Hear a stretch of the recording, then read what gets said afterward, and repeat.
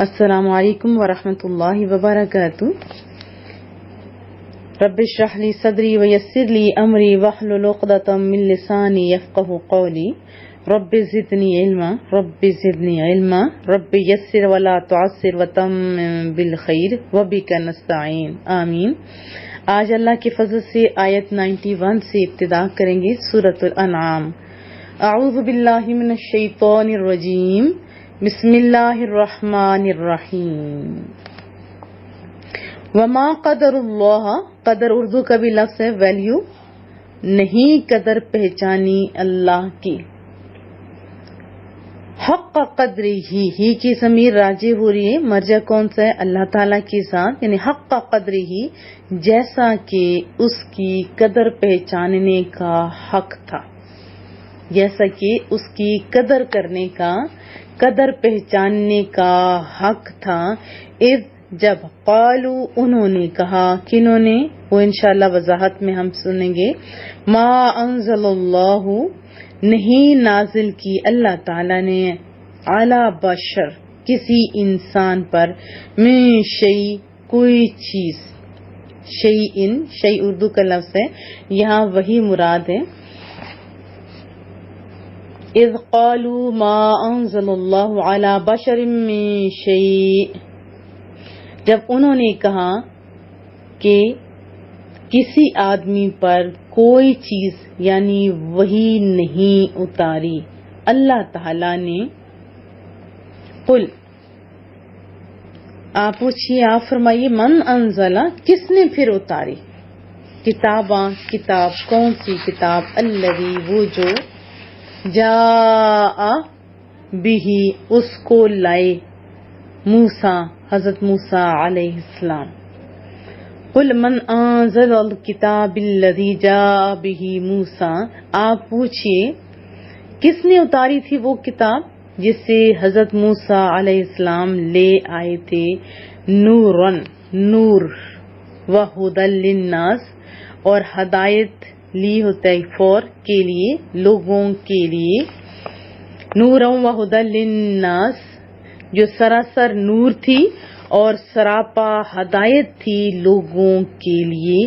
تجعلونہ، تم نے اس کو کر دیا، اس کتاب کو جو حضرت موسیٰ علیہ السلام پر نازل ہوئی، اس کتاب کو تم لوگوں نے کر دیا قراطیسا، ورق، ایک تو ہوتی ہے پوری کتاب جس میں سب کچھ لکھا ہوتا ہے ترتیب کے ساتھ، جب ورق ہو جاتا ہے تو آپ جانتے ہیں پھر کیا ہوتا ہے، کچھ آگے کچھ پیچھے، اور وہ حساب کتاب نہیں ہوتا۔ کیا خوبصورت انداز ہے رب کریم کا، فرمایا تم لوگوں نے اس سے الگ الگ کاغذ بنا لیا ہے، یا تم نے بنا لیا ہے اس سے الگ الگ کاغذ، آپ یہ بھی کہہ سکتے ہو، جس سے تم نے علیحدہ علیحدہ اوراق پر نقل کر رکھا ہے، لکھ رکھا ہے، یا الگ الگ کر رکھا ہے۔ پھر کیا کرتے ہو؟ تبدونہا، اس کو کچھ تو ظاہر کرتے ہو، یعنی اس کتاب کے کچھ حصے، کچھ احکام، کچھ باتیں تو تم ظاہر کرتے ہو، وتخفونا، اور چھپاتے ہو تم، کثیرا،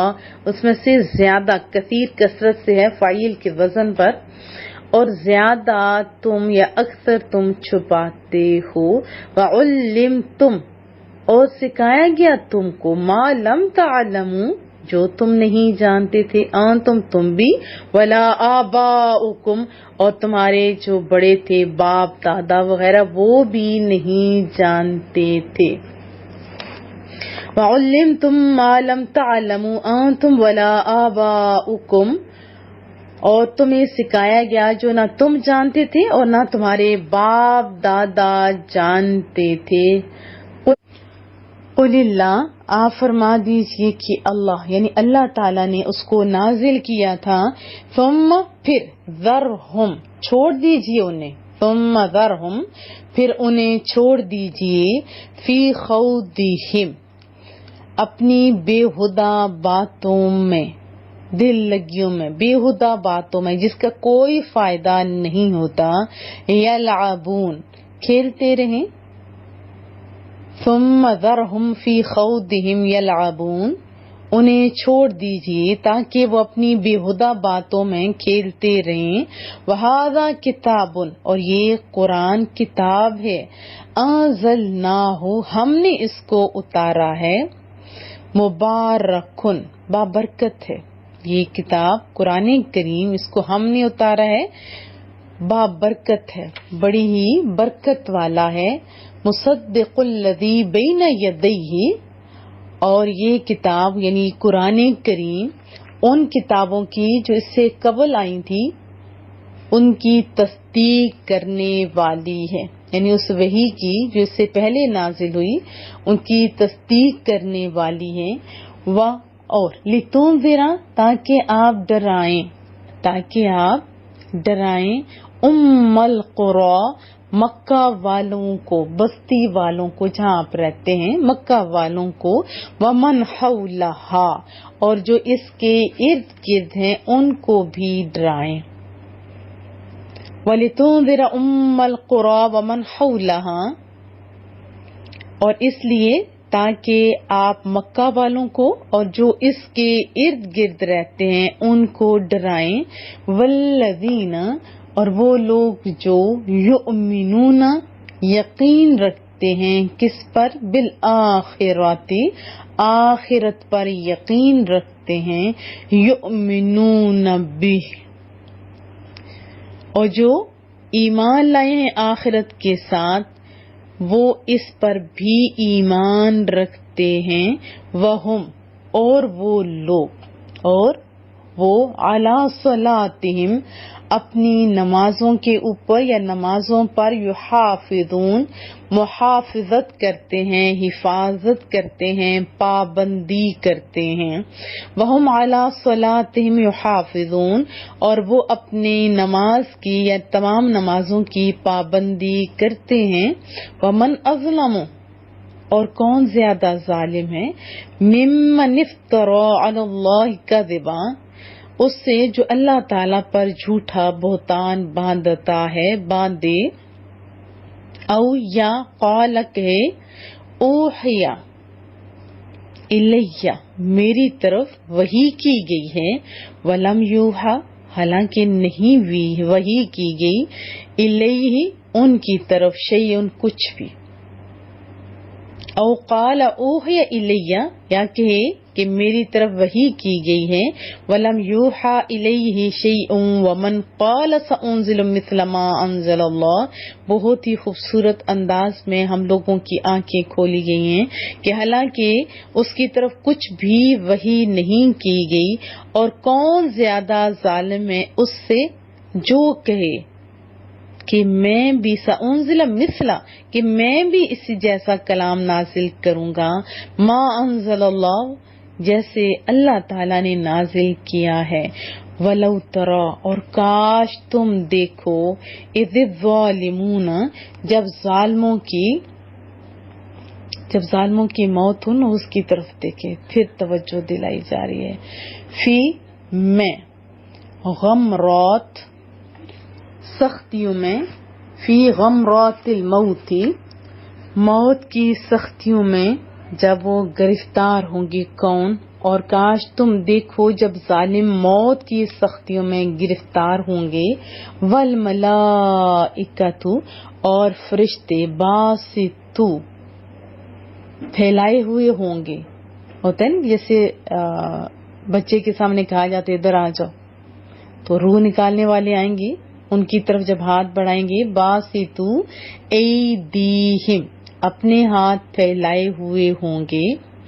اور فرشتے جب ان کی طرف اپنے ہاتھ بڑھا رہے ہوں گے اور انہیں کہیں گے اخرجو، نکالو تم، انفسکم، اپنی جانوں کو. بہت مشکل کام ہوتا ہے یہ بھی، جان کا نکلنا. اور نکالو اپنی جانوں کو. اور جو اہل ایمان ہے نا ان پہ سختیاں انشاءاللہ نہیں ہوں گی. الیوم، آج، تجزون، تم لوگوں کو بدلہ دیا جائے گا، عذاب الہون، ذلت کا عذاب، ایسا عذاب جو ذلت والا ہوگا.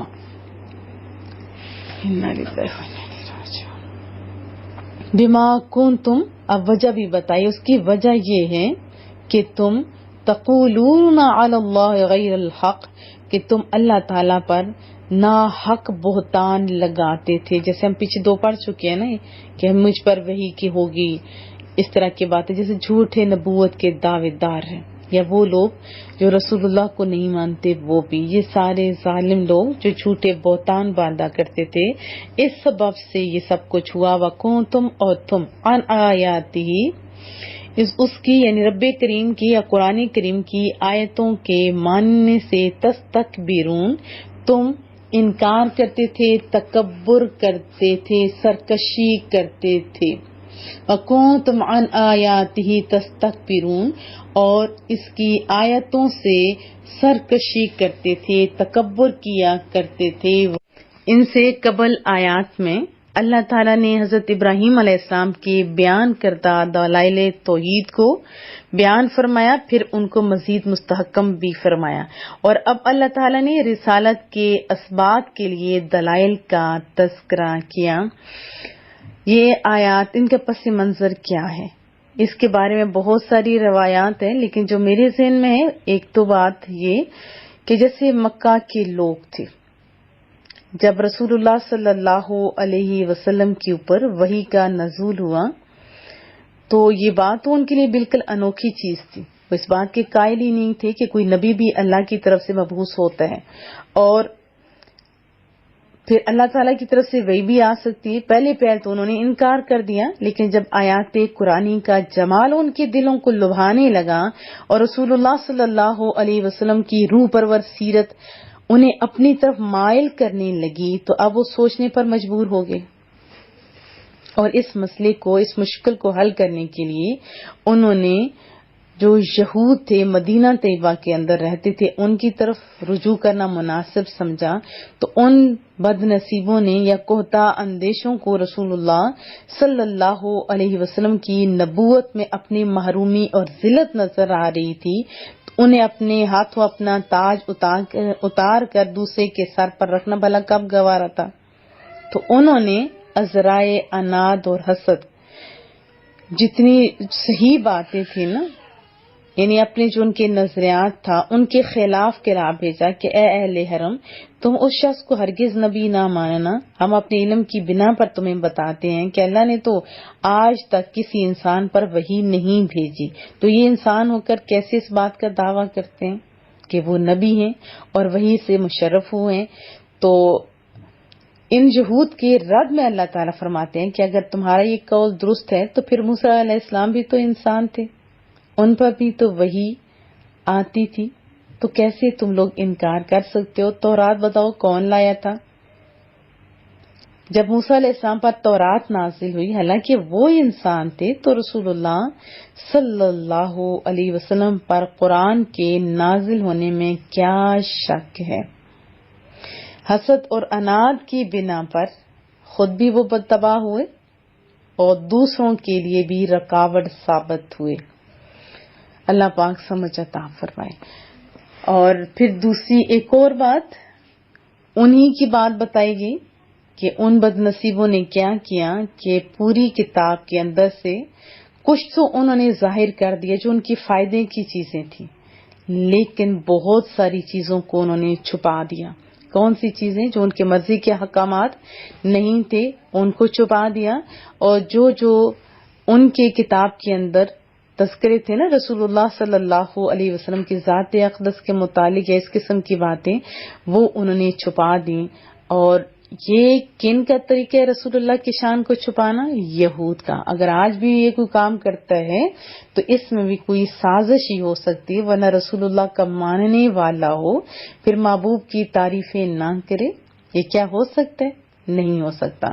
اور دوسری بات بتائی کہ وحی کا جو نزول ہے وہ ختم ہو گیا. اب کوئی بندہ کہے کہ میری طرف ایسے، میں بھی ایسے کر سکتا ہوں، ایسا ہو سکتا ہے، ایسا نہیں. وحی اللہ ہی کی طرف سے آتی ہے، اور جس پہ میرا رب کریم، آپ کا رب کریم، ہمارا رب کریم چاہتا ہے اسی کی طرف بھیج سکتا ہے. ورنہ خود بندہ یہ دعویٰ اگر کرے گا تو غلط ہوگا. تو قیامت تک کوئی شخص یہ آیت 93 آپ بار بار پڑھیں کہ زیادہ ظالم کون ہے جو اللہ پر جھوٹ باندھے اور کہے کہ میری طرف وحی کی گئی حالانکہ ان کی طرف نہیں آئی، یا وہ بھی شخص ظالم جو کہے کہ میں بھی ایسا ہی کلام نازل کروں گا جیسے اللہ نے نازل کیا۔ تو ابھی قیامت تک ایک قاعدہ آپ بھی ذہن نشین رکھیے کہ وحی اب نہیں آ سکتی، کوئی کتاب قرآن کریم جیسی نہیں ہو سکتی، کوئی بھی نبی نہیں ہو سکتا، نبوت رسول اللہ صلی اللہ علیہ وسلم پر ختم ہوگی۔ تو ہمارا یہ ایمان ہونا چاہیے کہ محبوب آخری نبی ہیں، اور اگر کوئی اور بندہ آپ کو پاگل بنانا چاہے تو آپ کے اور اپنے بچوں کی بھی تربیت کریں، تو ان کی باتوں میں آپ نہیں آئیں، کیونکہ ابھی بہت سارے قادیانی ہیں جو پتہ نہیں کیسی کیسی تعویلیں کر کے لوگوں کو خراب کر رہے ہیں۔ تو اللہ پاک آپ سب کو سمجھ عطا کرے، کیونکہ بہت سارے لوگ ایسے ہیں ان کو سمجھ نہیں ہے، ورنہ وہ لوگ بھی بہت اچھے ہیں۔ اور جو خاص بات ہے کہ نہیں قدر پہچانے، یہ بات تو یہود اور ان کی ہوئی، لیکن ہمارے لیے اس میں کیا سبق ہے؟ بہت بڑا سبق ہے۔ کیا ہماری زندگیوں کے اندر بھی، کیا ہمارے دلوں میں، کیا ہماری زبانوں میں اللہ کی محبت چھلک رہی ہے؟ ایک سیانے نے کہا تھا کہ کسی سے مت پوچھنا کہ کیا تم اللہ سے پیار کرتے ہو، کیونکہ اگر وہ کہے میں کرتا ہوں اور پھر اس کا عمل اس کے مطابق نہ ہو تو پھر وہ جھوٹا ہوا، اور اگر وہ کہے میں نہیں کرتا تو دائرہ اسلام سے خارج ہو جائے گا۔ تو یہ بڑا نازک معاملہ ہے، آپ اپنا خود محاسبہ کیجئے، کیا ہم واقعی اللہ کی ایسے قدر کر رہے ہیں جیسے کرنے کا حق ہے؟ ذرا ایک لمحہ ٹھہر کے سوچئے، کیا ہماری زندگیوں میں وہی رول ہے جو رب نے چاہے تھے؟ کیا ہم اللہ سے ایسے ہی ڈرتے ہیں جیسے ڈرنے کا حق ہے، یا ایسے کرتے ہیں کہ دروازہ بند کرو، اس بندے کو نہ پتہ چلے، پیٹھ پیچھے ساری برائیاں کر لیں؟ کیا وہ اللہ موجود نہیں ہے؟ اللہ ہے۔ مومن کے لیے تو اللہ ہی کافی ہے، مومن کے لیے تو اللہ ہی کافی ہے، اس کو تو قانون کی بھی ضرورت نہیں جو دنیاوی قانون ہے۔ اللہ کا قانون ہے بندے کے پاس، ہماری زندگی، ہماری دولت، ہمارا سب کچھ اللہ نے ہمیں بتایا ہوا ہے کہ آپ نے اتنی حدود ہیں، اتنی قیودات ہیں، اس سے اوپر نیچے آپ نے نہیں ہونا۔ لیکن ہم لوگ کہاں جا رہے ہیں؟ کہاں جا رہے ہیں ہم لوگ؟ یہ مجھے تو ایسا لگتا ہے جیسے یہ آج کے دور پہ بھی یہ صادق آتی ہے، ہاں یہ سچ ہے، ہاں یہ سچ ہے۔ ہماری زندگیاں، ہمارے معاشرتی، ہمارے گھریلو حالات آپ دیکھ لیں، کیا رونا نہیں آتا؟ اللہ ہمیں صحیح اللہ کی قدر پہچاننے کی توفیق عطا فرمائے۔ اگر کوئی زیادہ اللہ کا نام لے تو ہم لوگ کہتے ہیں یہ فلانے تو مسلک سے ہے جی، وہ رسول اللہ کا نام لے ہم کہتے ہیں اس کا مسلک کا ہے، صحابہ کرام کا نام لے ہم کہتے ہیں اس مسلک کا ہے، کوئی اولیاء اعظام کا نام لے ہم کہتے ہیں اس مسلک کا ہے۔ اللہ کی یہ ساری لڑکیاں ہیں، ساری ایک ہی چیز ہے، ساروں کا ایک ہی رستہ ہے۔ سورۃ الفاتحہ نہیں پڑھی آپ نے؟ انعام یافتہ لوگوں کا جو رستہ ہے وہ اللہ تک ہی تو جانے والا ہے۔ یہ محبتیں ہیں، جس کو اللہ سے محبت ہے اسے پتہ ہے کہ اللہ کی شان، اللہ کی جو مقام ہے وہ زیادہ ہے رسول اللہ صلی اللہ علیہ وسلم سے۔ اہل ایمان جانتے ہیں کہ رسول اللہ کا مقام صحابہ کرام سے بہت زیادہ ہے، اور اسی طرح صحابہ کرام کا مقام اولیاء اعظام سے بہت زیادہ ہے۔ بڑے سے بڑا ولی بھی آ جائے تو میرے محبوب کا ادنا سے ادنا صحابی کے پاؤں کے قدموں کی خاک کے برابر بھی نہیں ہو سکتا۔ جو اہل ایمان ہیں وہ جانتے ہیں حدود اور قیودات کو، وہ جانتے ہیں، کوئی اوپر نیچے کرے تو پھر یہ لمحہ فکریہ ہے۔ کوئی ولی ایسا نہیں ہو سکتا کہ وہ اس کا اتنا مقام ہو جائے کہ ہم کہیں کہ رسول اللہ سے زیادہ، کوئی ایسا کہتا بھی نہیں ہے۔ اللہ پاک سمجھ عطا فرمائے۔ کوئی اگر واعظین بات کرتے ہیں تو ان کا مقصد کچھ اور ہوتا ہے کہ اللہ کے ساتھ لگو گے تو اس طرح آپ کی شانیں بڑھیں گی. اور یہ اعظام کی بہت شانیں ہیں. قرآن کریم جو پڑھتے ہیں وہ ان کے خلاف بات نہیں کر سکتے. جو رسول اللہ سے پیار کرتے ہیں وہ بھی کس سے سبب سے؟ اللہ کی محبت کی وجہ سے. کیونکہ ہمیں سب کچھ تو رسول اللہ نے ہی دیا، یہ نماز، یہ طریقے، سب کچھ. اور پھر اصل چیز کیا ہے؟ رب کریم کی ذات، اللہ کی بھی قدر پہچانی ہے. ان ساری ہستیوں کو جو اولیاء اعظام، یہ صحابہ کرام، ان کو عزتیں کس سبب سے ملی؟ کس نے دی؟ اللہ تعالیٰ نے. پھر اگلی آیات میں ہم لوگ پڑھیں گے کہ سب کچھ دینے والا اللہ، سب کچھ دینے والا اللہ. تو پھر ہم کدھر جا رہے ہیں؟ کوئی کام ہو تو ہم لوگوں کے پیچھے جاتے ہیں. یہ سارے ٹھیک ہیں، اسباب ہیں، لیکن میرا رب نہ چاہے تو کچھ بھی نہیں ہو سکتا، کچھ بھی نہیں ہو سکتا. اور اگر ہاں وہ چاہے کوئی روک بھی نہیں سکتا. کہ دن بدن فتنے کس سبب سے ہیں؟ کہ ہم غلط راہوں پہ چل نکلے ہیں، غلط راہوں پہ. اور پورا قرآن کریم پڑھا کیجیے. ابھی بہت سارے لوگوں نے کیا کرنا شروع کیا کہ مرضی کی آیات چن لی، دوسری آیات چھوڑ دی، لوگوں کو خراب کر رہے ہیں. آیت کے ایک پارٹ، ایک پیس اس کے اندر سے اپنی مرضی کا جوڑا اور دوسرے کے دیکھیں غلط. دوسروں کو مت کہیں. پورا قرآن کریم پڑھیں، پورا قرآن کریم. خود آپ کو سمجھ ہوگی تو اللہ کا فضل ہوا تو آپ کو کوئی بھی خراب نہیں کر سکے گا. جب علم نہیں ہوگا تو جو مرضی کرتے رہے، آپ کو کیا پتا. اللہ پاک سمجھ عطا فرمائے ہم سب کو، اور علم سیکھنے کا شوق بھی عطا فرمائے.